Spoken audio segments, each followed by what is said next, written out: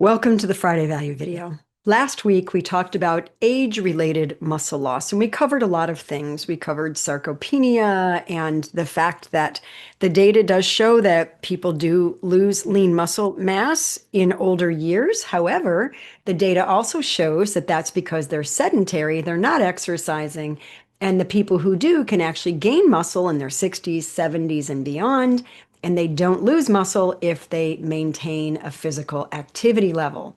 So we talked about it's common to see decline as we age, and why is this happening? It doesn't mean it's normal, and I think we covered that pretty well last week. This week, I want to talk with you about the three major players in growing muscle. You need to have sufficient calories, enough water, and sufficient work.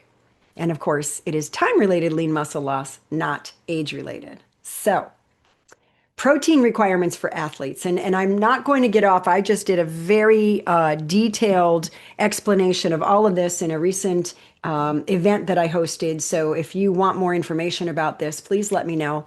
But this is some data on protein requirements for athletes. And the studies do show that most athletes don't consume the right amount of calories to support activity levels. So they're talking about calories here, not protein. And burning protein generates a lot of metabolic waste. So if you're focused on protein, you're not getting enough carbs, you're not getting enough calories, guess what? You're going to struggle. Exercise literally increases your ability to retain protein, which means that intense physical exercise doesn't increase your need for protein. It increases your need for calories. And you really want the carbs because they provide the energy, the fuel that you need to work out hard enough to break things down. And the Institute of Medicine tells us that you don't need more protein for healthy adults who are doing resistance or endurance exercises. And here's a study that showed three different diets, kind of a medium carbohydrate or low carbohydrate, I should say, and higher protein, and then a medium, and then a high carbohydrate and a low protein. And what they found was the high protein diet did improve nitrogen balance because protein has nitrogen, carbohydrates do not, but it did not result in an increase in the whole body protein synthesis or using the protein. The highest protein intake actually resulted in the highest rate of whole body protein breakdown, which is not what we're looking for. And they stated that at lower protein intake, there's a greater efficiency in using the protein. So we need the carbs and we need the calories. There was another study, swap meat athlete study. They looked at an omnivore diet, a vegan diet, and a plant-based alternative meat diet. And they watched weightlifters and runners. They looked at how much work they were performing as a weightlifter, how far could they run in a 12-minute run, what was the distance they could cover. And the average protein intake for all the diets did meet the International Society for Sports Nutrition recommendations. So nobody was getting less protein than they're supposed to get, according to them. And there was no loss of performance on the vegan diet. So this is a little thing about protein. If you want to gain 22 pounds of pure muscle in 1 year, or 10 kilos, depending on where you live and what measurements you use, because muscles are more than 70% water, that means only 3 kilos of extra amino acids, and you divide that by 365 days in the year, you get 10 grams of protein to keep, retain, or add muscle. Add 10 grams if you're working out really hard and breaking down the muscle. So that's about an extra 20 grams of protein a day. Well, guess what? In the US alone and most of the Western world, people are eating an extra 30 or 40 grams over the recommended daily amounts. So if you're working out hard, you're also going to be eating more calories. And since everything we eat has protein, this will naturally increase your protein intake based on just eating food.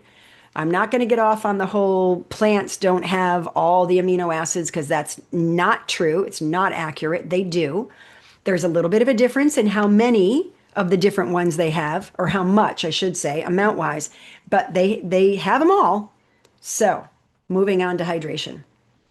Muscle strength is the main determinant of your functional capacity. What are you capable of doing? Intracellular water content in lean muscle mass has been related to strength of your muscles, your functional capacity, how much can you do, and your risk of becoming frail. And that whole progressive dehydration that happens, especially as people get older and they just stop drinking water because they don't want to go to the bathroom, that can actually be responsible for muscle function impairment and frailty. That's what these studies are showing. That's how it works, water in, water out. If you've got some unwanted urine leakage and that's a problem, then please reach out to me. I've got coursework on that. I've been able to help people with that for many years. Fully clothed, upright, doing the right movements to train those muscles to support a full bladder without unwanted leakage. Lots can be done there, but don't dehydrate yourself, okay? And this specific expert, Stuart Phillips, his research for many, many years has been focused on how nutrition and exercise impacts human skeletal muscle. And he says muscle growth is more than 90% effort and less than 10% diet. So we've really got to do the work. And older adults who exercise regularly, less central body fat. We don't want that visceral fat. Remember that. That's not a good thing.